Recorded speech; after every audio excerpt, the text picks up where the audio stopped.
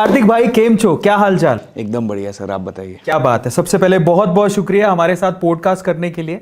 आज हम सवाल और जवाब का सिलसिला आपके साथ शुरू करेंगे। बहुत सारे सवाल आपसे पूछेंगे, आप तैयार हो? जी एकदम। चलो, तो सबसे पहले मैं चाहता हूं कि व्यूअर्स आपके बारे में जान लें।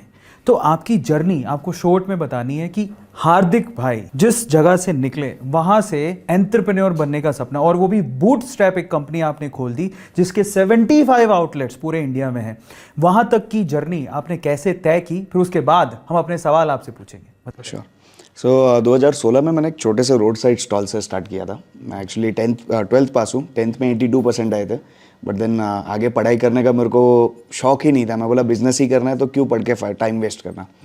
तो पहले कपड़ों का बिज़नेस किया, फिर कपड़ों के बिज़नेस में लॉस हुआ, सब हो गई कहानी ख़त्म। फिर घर वालों ने भरोसा नहीं किया। मेरी मम्मी अकेली थी और मेरी दोनों सिस्टर्स थी जिन्होंने बोला कि नहीं यार तू कर, बाकी कोई घर वाले ट्रस्ट करने रेडी नहीं थे।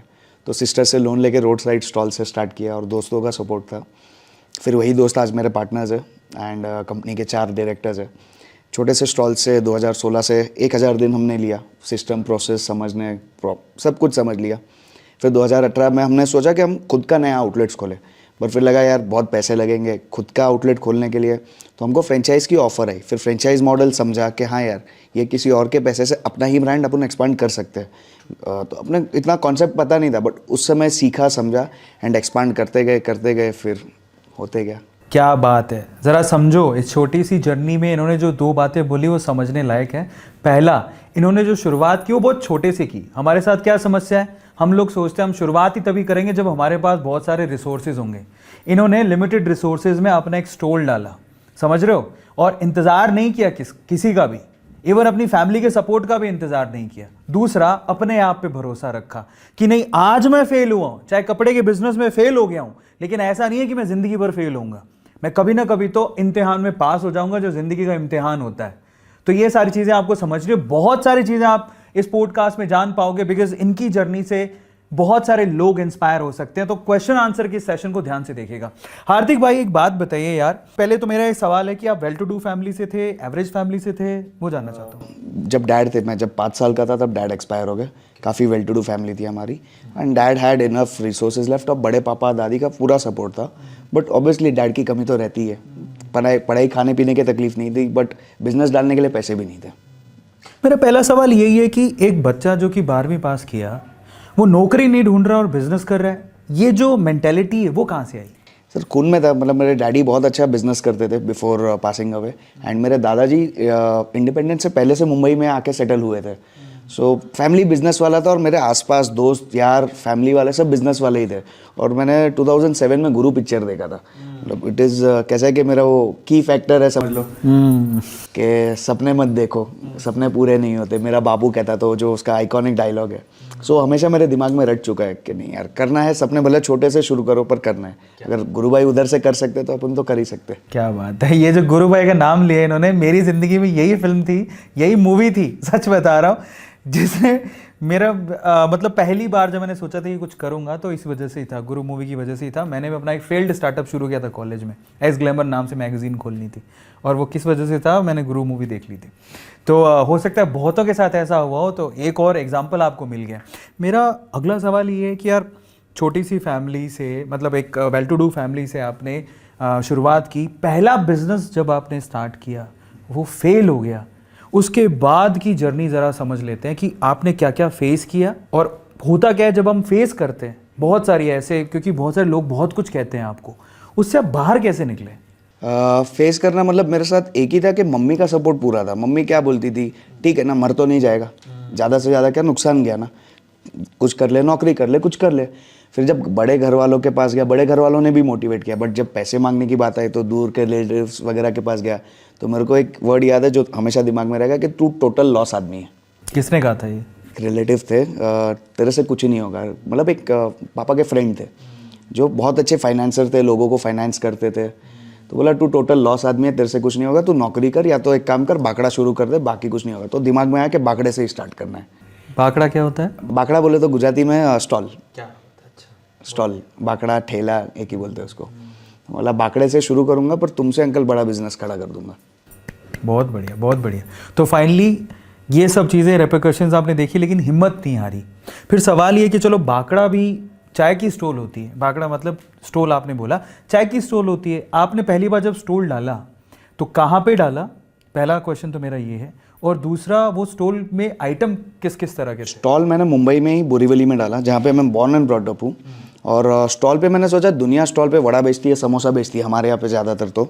और जो मैंने कमी देखी थी, जब मैं कपड़े का बिज़नेस करता था मैं बहुत ज़्यादा ट्रैवल करता था, महाराष्ट्र, गुजरात, दिल्ली वगैरह।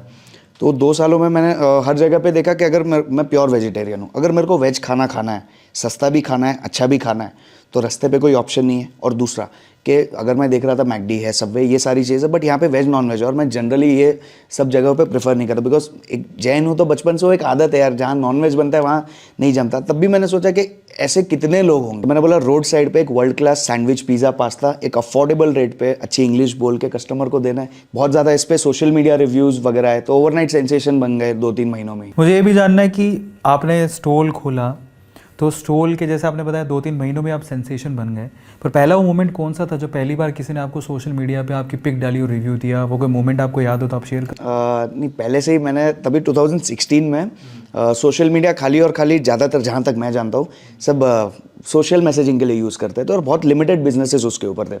तभी मैंने अपना पेज वगैरह बना लिया था, और सब दोस्त लोगों को बोला भाई टैग करो, स्नैपचैट पे डालो, फेसबुक पे डालो। मतलब दोस्तों का और फैमिली का ये सपोर्ट था कि उसके थ्रू 2-3 महीनों में स्टॉल मेरा हमेशा ओवरलोड रहने लगा।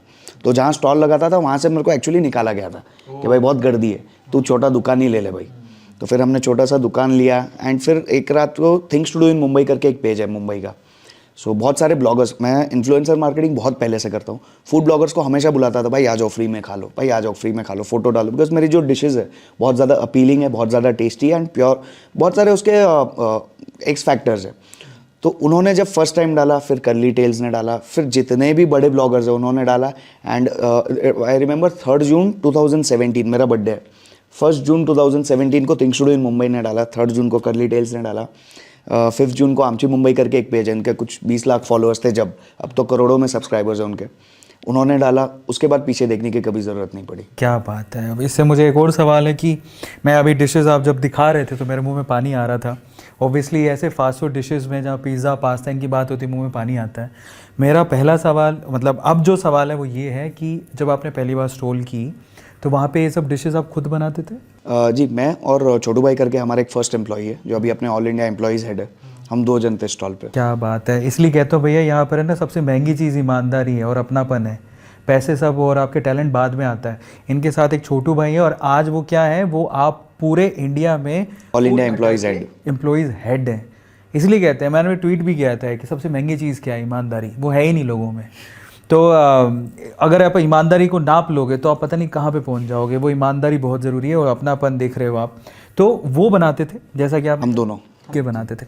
अभी मैं ये जानना चाहता हूँ, जैसे मैकडी या बाकी हम लोग स्टोर्स की बात करते हैं तो वहाँ पर आप ऑल इंडिया, पैन इंडिया छोड़ो, आप इंटरनेशनल लेवल पे भी जाओगे, टेस्ट आपको सेम ही मिलेगा बर्गर का। तो फूड अड्डा में भी ऐसा ही है क्या? आपकी डिशेस में फिक्स है सब? पूरा हमारा सेंट्रल किचन से ही सारा सप्लाई होता है। पहले प्रॉब्लम फर्स्ट 3 स्टोर्स में आई थी, बिकॉज हम लोग बहुत ज़्यादा लेबर डिपेंडेंट थे। फास्ट फूड इंडस्ट्री, जितना आप लेबर से दूर भागोगे उतना आप लंबा भागोगे, ऐसा हम समझते हैं। सो हर चीज़ को फ्रोजन तो अपन नहीं कर सकते, बिकॉज फ्रेश का टेस्ट फ्रेश रहता है। सो कुछ SOPs बनाए, कुछ बेसिक रॉ मटेरियल्स बनाए, एंड उनको हमने सेंट्रल किचन के ऊपर बेस कर दिया कि शेल्फ लाइफ बढ़ा दी। ये सारे छोटे मोटे फैक्टर्स मैच किए, सीखते सीखते सिखाए। बट अभी ऐसा हो गया कि कोई भी स्टोर में आप चले जाओ, टेस्ट में आपको कोई फ़र्क नहीं आएगा। क्या बात है। तो अगर मैं आपसे पूछूं कि आपका जो स्टोर है उसमें आपकी पर्सनल फेवरेट डिश कौन सी है? मैं पर्सनली तो मैं सादा सैंडविच खाता हूँ सबसे ज़्यादा। मतलब मेरे को बहुत कुछ फ्यूजन खाने का पसंद है, बट अब इतना खा चुका हूँ, इतना देख चुका हूँ कि एक सादा सैंडविच है और एक बर्गर है, ये 2 चीज़ सबसे ज़्यादा खाता हूँ। हमें कब खिला रहे हो? कभी भी आ जाओ सर आपकी दुकान। दूसरा सवाल मेरा ये है कि चलो आपको सादा सैंडविच पसंद है, लेकिन सबसे ज़्यादा जो फूड अड्डा पे बिकता है वो कौन सा item? It is more of sandwiches. मतलब हम लोग परसेंटेज में अगर देखें तो 24% रेवेन्यू मेरा सैंडविचेस से जनरेट होता है, और 23% बर्गर से होता है, और पिज़्ज़ा से समझ लो 18% होता है, और बाकी फिर अपने मिल्क शेक्स, मॉकटेल्स, फ्राइज़ वगैरह, ये सारी चीज़ें। टोटल कितने आइटम? टोटल पहले मेरे SKUs 250 थे, हम बढ़ाते बढ़ाते ये भी बिकता है वो भी बिकता है करके ऐड करते गए, अब 75 तक लेके आए इस चीज़ को। मतलब 75 आइटम्स हो। टारगेट है 50 तक लेके आना, सिर्फ बेस्ट सेलिंग रखेंगे। बहुत बढ़िया भैया, ये बहुत इंपॉर्टेंट है, नीश बेचना, तभी तो आप उसमें ना एक्सेल कर पाओगे। ये धंधे के कुछ नियम होते हैं जो कि मुझसे ज़्यादा अच्छे से आप इनसे सीख पाओगे। तो भैया ये बहुत बड़ी खुशखबरी है। अगर आपने ध्यान से सुनिएगा, आपको सिंपली क्या करना है, आपको सिंपल तरीका बता देता हूं। आपको जब ये पॉडकास्ट जब आप देख रहे हैं, डिस्क्रिप्शन बॉक्स में एक स्पेशल कूपन कोड मिलेगा। स्ट्रेट फॉरवर्ड आपको क्या करना है, और मैं रिक्वेस्ट करूंगा कि आप वहां पर एक फॉर्म थोड़ा सा छोटा सा रखवा दें। जी, अपना खुद का फूड अड्डा का ऐप भी है। सो वो कूपन कोड ऐप पे भी लाइव कर दूंगा कि उस 4 घंटों में कोई भी ऑल इंडिया ऑर्डर कर रहा है ऐप पे वो कूपन कोड लेके, तो 100% डिस्काउंट उसको अप्लाई हो जाए। क्या बात है। तो स्ट्रेट फॉरवर्ड आपको मौका मिल रहा है, 4 घंटे हैं आपके पास। लेकिन देखिए, ध्यान से सुनेगा क्या बोल रहा हूं। ये पूरा पॉडकास्ट देखकर फिर ही आप जाइएगा, क्योंकि हो सकता है वहां पर स्टॉल पे आपको बर्गर देते समय इस पॉडकास्ट से रिलेटेड कोई सवाल सामने वाला पूछ ले, वहां पर जो आपको डिलीवर कर रहा होगा। अगर जवाब नहीं दे पाए तो पे करना पड़ सकता है। तो स्ट्रेट फॉरवर्ड पूरा पॉडकास्ट देखो, फिर ये कोड लेकर फूड अड्डा के नियरेस्ट स्टोर पे पहुंच जाओ, जो हमारा आउटलेट है वहां पे पहुंच जाओ, और फ्री में आप एक डिश ले सकते हो, जो भी फ्री में ये लोग अभी देंगे। तो भैया बहुत ही स्पेशल ऑफर है, फटाफट से जाओ, लेकिन पॉडकास्ट पूरा देख के जाना। अगला सवाल मेरा ये है कि ऑब्वियसली धंधा हर किसी के बस की बात नहीं होती, और इनिशियली बहुत पेशेंस चाहिए, बहुत धैर्य चाहिए होता है, और समझ भी चाहिए होती है। हम लोग गुजराती हैं, जैसे आप गुजराती हो, मैं गुजरात में 5 साल रहा हूँ। गुजराती के खून में ही धंधा होता है। लेकिन फिर भी मैं आपसे जानना चाहूँगा कि ये जो जर्नी रही है 2016 से एक स्टॉल के बाद आज हमारी 75 स्टॉल्स हैं total, we can say outlets हैं, और रिफाइंड लैंग्वेज में आउटलेट्स हैं, और अभी आप 75 डिशेस ऑलमोस्ट अपने उस पर बेचते हैं। 3 ऐसी लर्निंग जो आपने अपने बिजनेस में सीखी। सबसे पहला तो फालतू खर्चा नहीं करना, जो हमने शुरुआत में कर दिया था। कैसे कि मैं भी जब 20 साल का था तभी मैंने स्टार्ट किया था। तो शुरुआत में इंसान को पैसा दिखता है तो फालतू खर्चे बढ़ जाते हैं। यहाँ ब्रांडिंग कर दो, यहाँ एडवर्टाइजिंग कर लो, ये खर्चा कर लो, ये ले लो, वो ले लो। बट धीरे धीरे वो सबसे इंपॉर्टेंट है। सेकंड है कंसिस्टेंसी। जब तक आप आपके प्रोडक्ट पे, आपकी मेहनत पे, आपकी टीम पे, मतलब काफ़ी जो भी आपके डाइवर्जन्स है आपके बिजनेस के, कंसिस्टेंसी हर एक डिपार्टमेंट में मेंटेन नहीं होगी तो ऑर्गेनाइजेशन कभी बड़ा नहीं होगा, ये मेरे को लगता है। एंड थर्ड चीज़ है टीम वर्क। जो आज हम सारे पार्टनर्स एंड सारी टीम एक फैमिली की तरह से काम करते हैं। अगर हम खाली एम्प्लॉयज़ और पार्टनर्स की तरीके से काम करें तो शायद बिज़नेस इतना बड़ा नहीं होता। अंडरस्टैंडिंग होनी ज़रूरी है, एक इमोशन टच होना ज़रूरी है मेरे और मेरे फ्रेंचाइज पार्टनर्स के बीच में। फ्रेंचाइज पार्टनर्स और मेरा जो एंड कंज्यूमर है, जो लास्ट में कस्टमर बर्गर, सैंडविच, पिज़्ज़ा खाने आ रहा है, और मेरे बीच के जो ब्रिज है, वो पूरा ब्रिज कहीं ना कहीं इमोशन से जुड़ा हुआ है। मेरे से अच्छा बर्गर शायद दुनिया में बहुत लोग बेचते रहेंगे, बट वो जो इमोशन हम लोगों के साथ जोड़ते हैं, वो इमोशन शायद मेन कड़ी है। क्या बात है भैया, ध्यान से समझ लो, ऐसे बिजनेस के गुर आपको मिलेंगे नहीं। पहली चीज़ इन्होंने क्या बताया कि आपको फालतू खर्ची नहीं करनी है, ये चीज़ तो मैं भी सीख लूँगा, ठीक है। दूसरी चीज़ कंसिस्टेंसी होनी चाहिए, और तीसरा बिजनेस में ना सिर्फ बिजनेस की तरह उसे डील मत करो, उसमें इमोशंस होने चाहिए। और इमोशंस भी सिर्फ ऐसा नहीं कि कंपनी में एम्प्लॉयज़ के साथ इमोशंस हैं। एक्चुअली आप अपना जो प्रोडक्ट बेच रहे हो वो कहाँ बेच रहे हो, कस्टमर तक। एंड टू एंड कस्टमर को भी ये फीलिंग आए ना कि यार नहीं यार, यहाँ पर सिर्फ पिज़्ज़ा या बर्गर या फिर पास्ता ही नहीं बिकता है, उसके साथ इमोशंस भी हैं। वो आपको कनेक्ट करता है, आपके बिजनेस, आपके धंधे को बढ़ाता है। इसीलिए ये बिजनेस में जो अभी आप गुर सीख रहे हो ना, पूरा सीख के जाना, इसको शेयर भी करना, क्योंकि शेयरिंग इज केयरिंग, ठीक है। जब आप ये ऑफर ले रहे हो तो हम सिर्फ इतना चाहते हैं कि आप ज़रूरतमंद लोगों को शेयर भी करो, ताकि वो लोग भी फूड अड्डा तक पहुँचे, उनकी फ्रेंचाइज को समझें, उनके लोगों के इमोशंस को समझें, तब ज़्यादा फायदा होगा।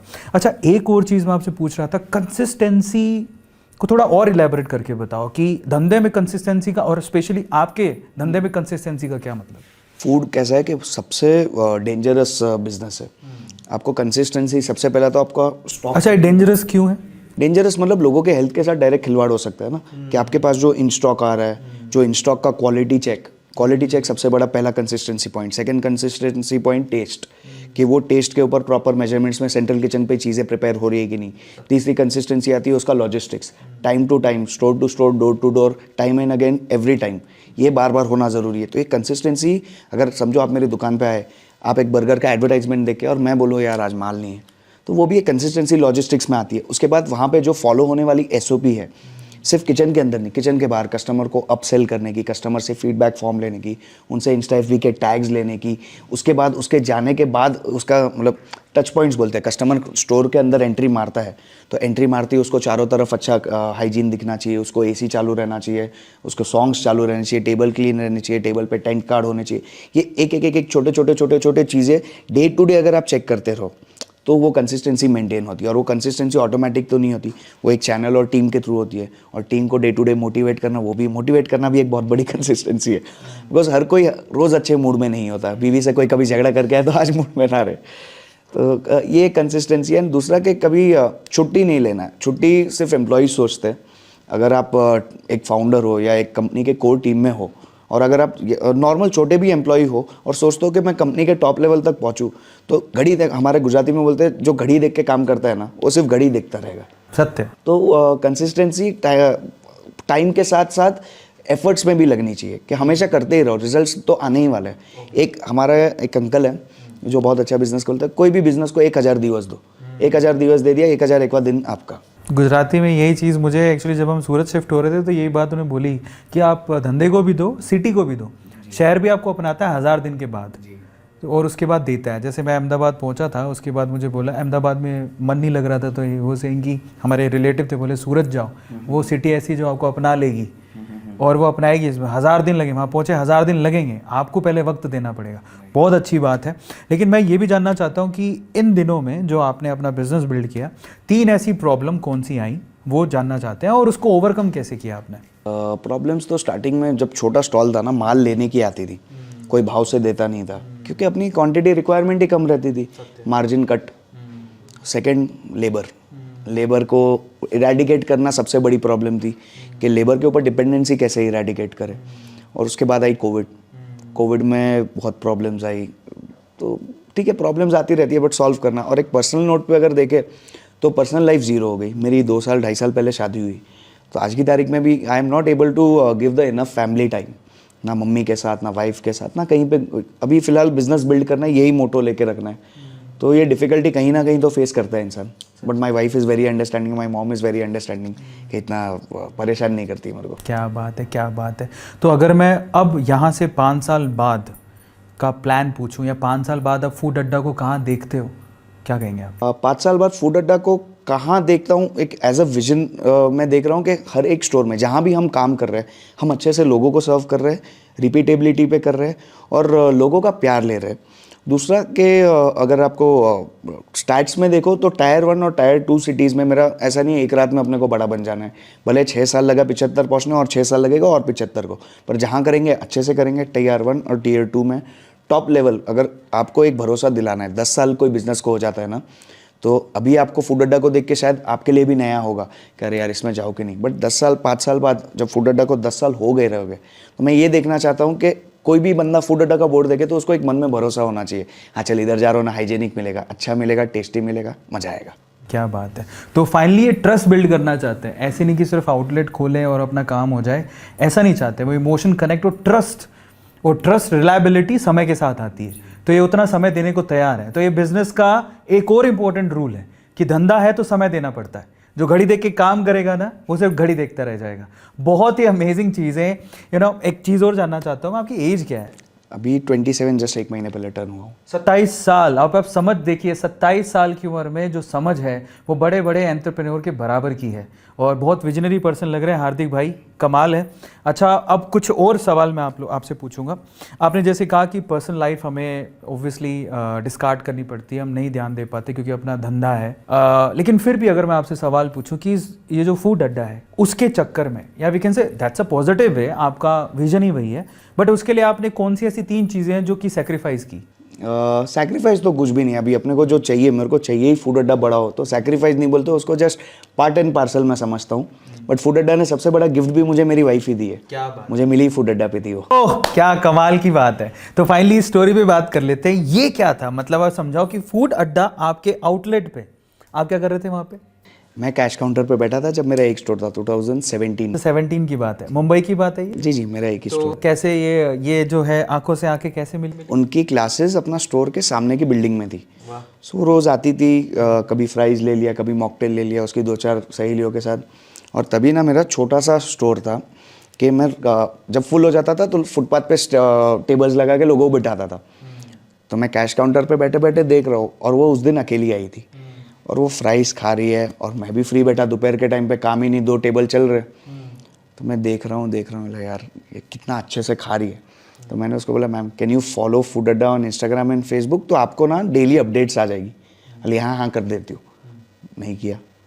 दूसरी बार 3-4 दिन बाद मैं बोला उसके ग्रुप के सामने बोलूँगा तो अच्छा नहीं लगेगा।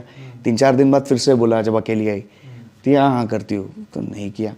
फिर एक दिन अकेली आई, मतलब आज तो करा के रहूँगा। मतलब अगर आप फॉलो करते हो ना 50% फ्लैट डिस्काउंट है आपको। ऑन द स्पॉट उसने फॉलो किया फूड अड्डा। अब मैं उसको डिस्काउंट तो दे दिया, मतलब यार शादी तो इससे ही करूँगा।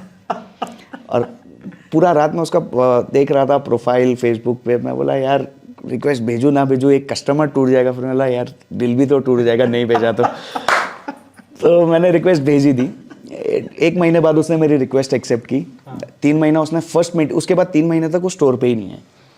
एंड फर्स्ट मीटिंग के लिए मुझे लटकाती रही, नंबर ही नहीं दिया। फेसबुक से ही हम फर्स्ट टाइम मिले। और तभी मैंने मम्मी को बोला मम्मी तारी बहू ने मलवा जाऊँ छू। मम्मी आई कैश काउंटर पे बैठी और मैं उसको मेरे एक्टिवा पे मिलने गया।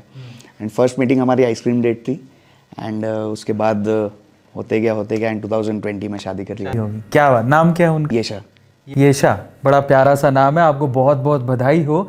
लेकिन यहाँ से हमें एक बड़ा मस्त डायलॉग मिला। वो डायलॉग क्या था अभी कि जरा समझो कि कस्टमर टूटेगा, वो दिल टूटने से बड़ा थोड़ा ही है। दिल टूटेगा वो ज़्यादा इंपॉर्टेंट है। तो इन्होंने अपने दिल की बात कही, और आज अगर वो दिल की बात इन्होंने नहीं बोली होती, मुझे ऐसा मेरा पर्सनल बिलीव है कि आपकी ज़िंदगी में कभी कोई आता है तो अपनी किस्मत लेके आता है। तो 2020 में शादी हुई है और मुझे लगता है कि उसके बाद ही रफ्तार पकड़ी फूड अड्डा। यस, 2020 तक हमारी सिर्फ 17 आउटलेट थी। 2021 के शुरुआत में हम 51 ऑलरेडी थे।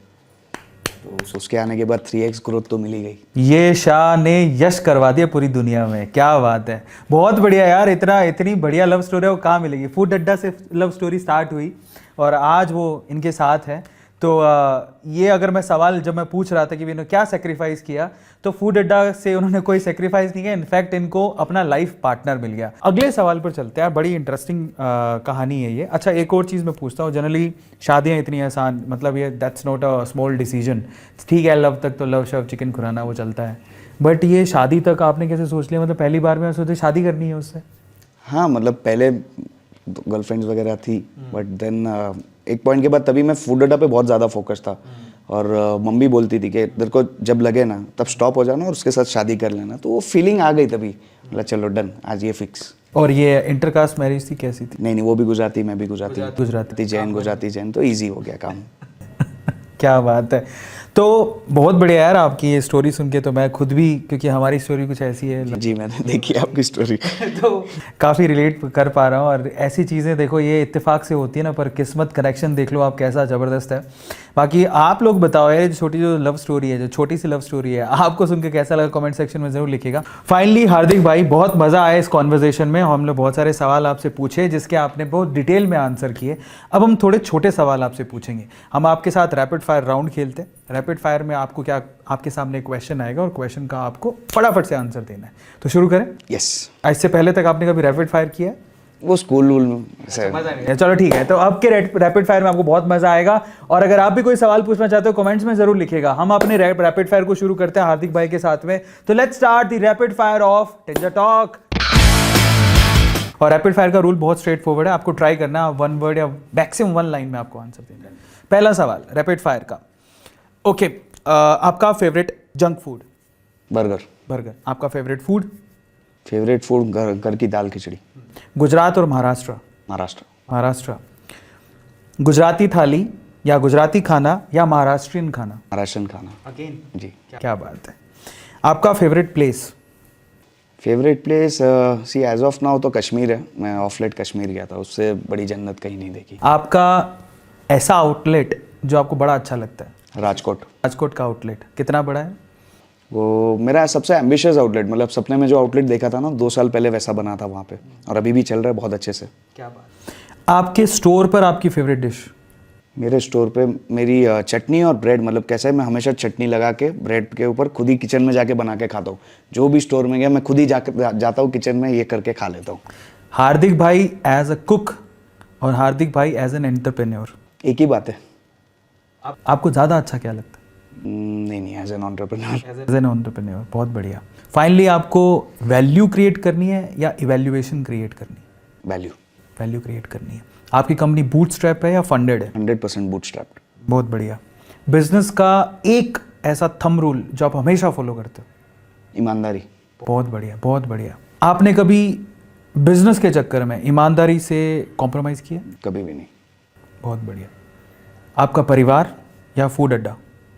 फूड अड्डा। बहुत बढ़िया। नेक्स्ट क्वेश्चन, आपका फेवरेट एक्टर? मेरा फेवरेट एक्टर शाहरुख खान। आपकी फेवरेट एक्ट्रेस? ऐश्वर्या राय। आपका फेवरेट फैमिली मेंबर? मम्मी और पापा। किसके हाथ का खाना सबसे अच्छा लगता है, मम्मी के या बीवी के? बीवी से अच्छा तो खुद का खा लूं। मम्मी के। नहीं, उसको खाना बनाना नहीं आता, कम बनाती है, मम्मी और वो मिलके बनाते हैं। तो ये शाह भाभी की सबसे अच्छी बात? वो बहुत समझदार है, बहुत समझती है। Favourite time pass? Time pass तो क्रिकेट बहुत खेलता हूँ। पैसे कमाने का पहला रूल जो आप हमेशा फॉलो करते हो? No cheating. बहुत बढ़िया। अगेन, पैसा या फिर खाना आपके सामने रखा भैया, फूड अड्डा या ये फूड अड्डा दे दो या फिर ये पैसा? फूड अड्डा। फूड अड्डा। फूड अड्डा नाम कहाँ से आया? एक्चुअली इसका नाम पीछे बहुत अजीब सी स्टोरी थी। पहले मतलब वो वेलकम पिक्चर में वो बल्लू बता करके रहता था ना, तो हम लोग दोस्तों में बल्लू बल्लू वाली बहुत बातें, मतलब पूरे एरिया में वो हवा चलती है ना कि ये बल्लू ये करे, बल्लू वो कर, तो मैं बोला कि तुरंत पब्लिक पकड़ लेगा, तो बल्लूज अड्डा करने वाला था। तो हमारे यहाँ पे एक छोटूस किचन करके, और उनको सब अभी छोटू भाई बुलाते हैं। मैं बोला मेरे को सब बल्लू बुलाने लग जाएंगे, एक काम करता हूँ फूड अड्डा कर देता हूँ, वो भी ईजी हो जाएगा, और हो गया फिर। नहीं, वो एक कैची नाम है, अच्छा नाम है फूड अड्डा। नाम बहुत मायने रखता है बाय द वे बिजनेस में, और अगर आप कैची नाम रखते हो तो वो ऑटोमेटिकली उसके फैलने के चांसेस सबसे ज़्यादा होते हैं। बहुत बढ़िया। अगला क्वेश्चन है, आप जब स्कूल में थे, आपने कहा 12वीं तक कि आप पढ़े हो, तो आपके स्कूल की एक बेस्ट मेमोरी? स्कूल की बेस्ट मेमोरी फेयरवेल। फेयरवेल। कितनी लड़कियों ने आपको प्रपोज किया अभी तक? मेरे को तो एक भी नहीं, इतना थोड़ी हीरो दिखता हूँ। मैंने बहुतों को किया था। मेरे को आपने कितनों को? बहुतों को किया। सक्सेस रेट कितना है आपका? 70% पास। 70% पास हो गया, बहुत बढ़िया।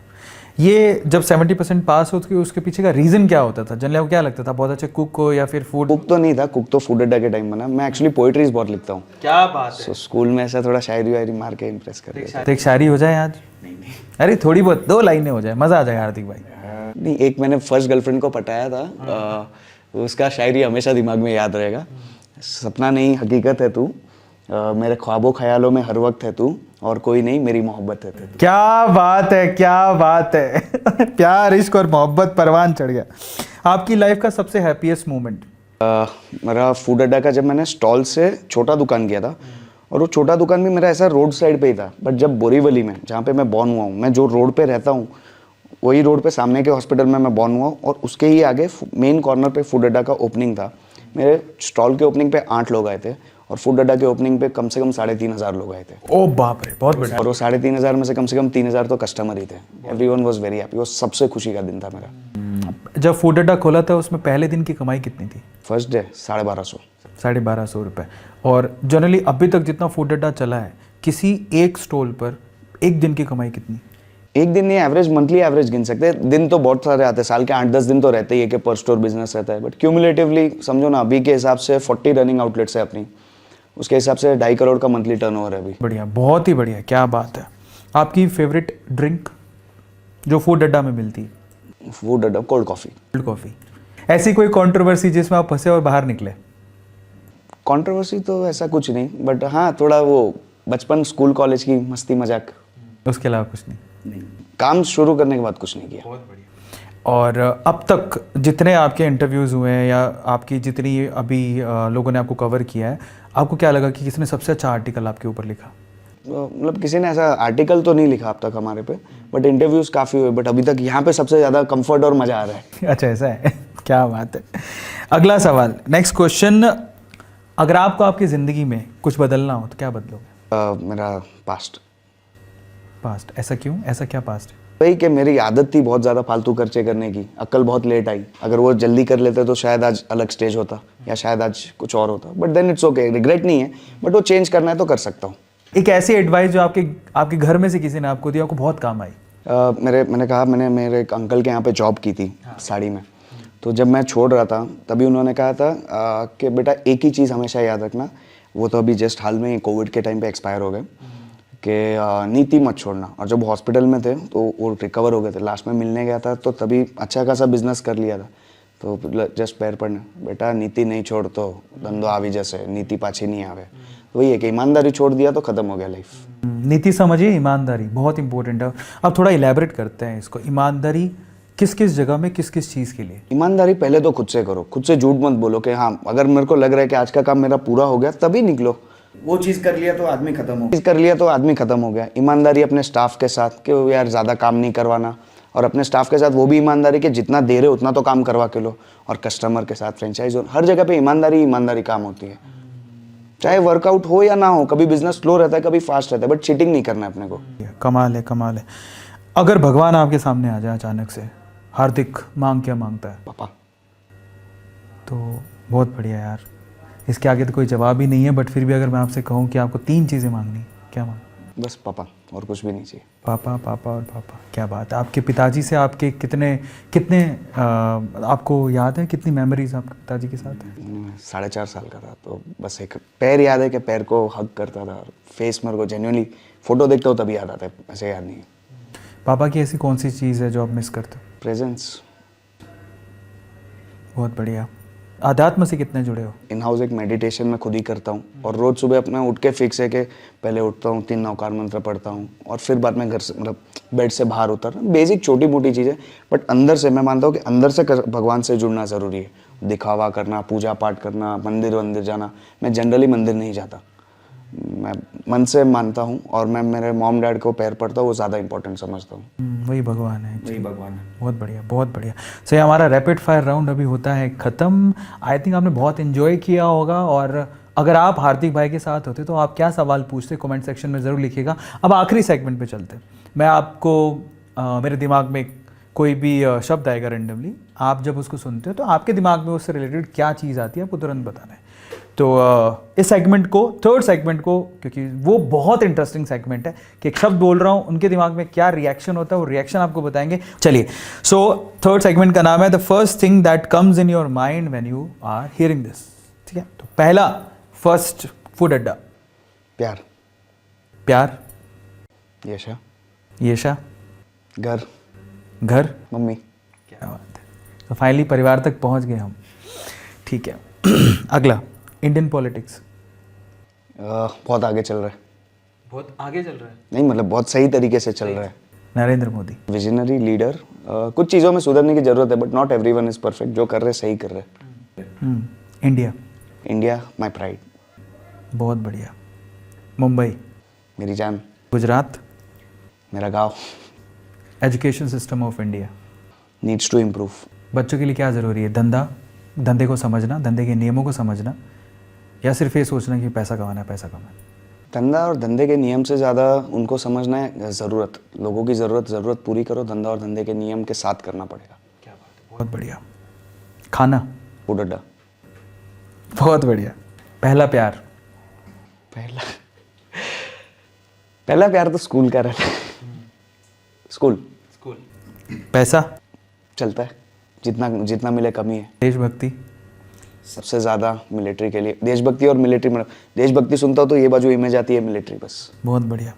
Favourite memory. फेवरेट मेमोरी कोई भी।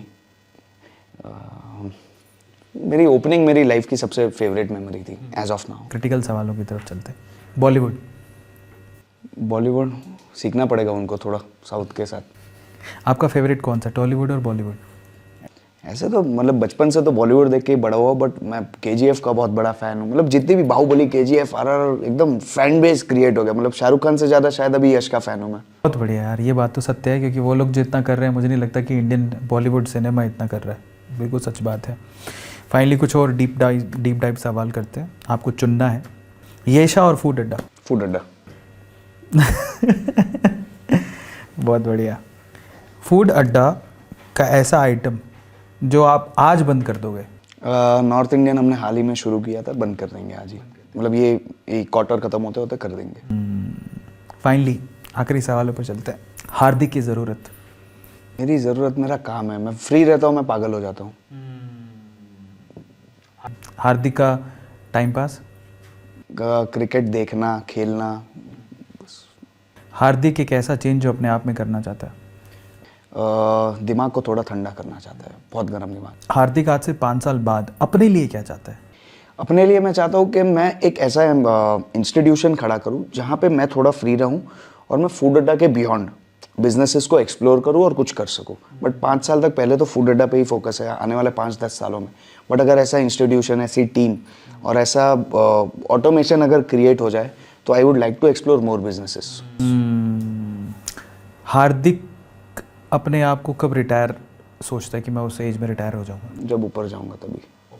बहुत बढ़िया, बहुत बढ़िया।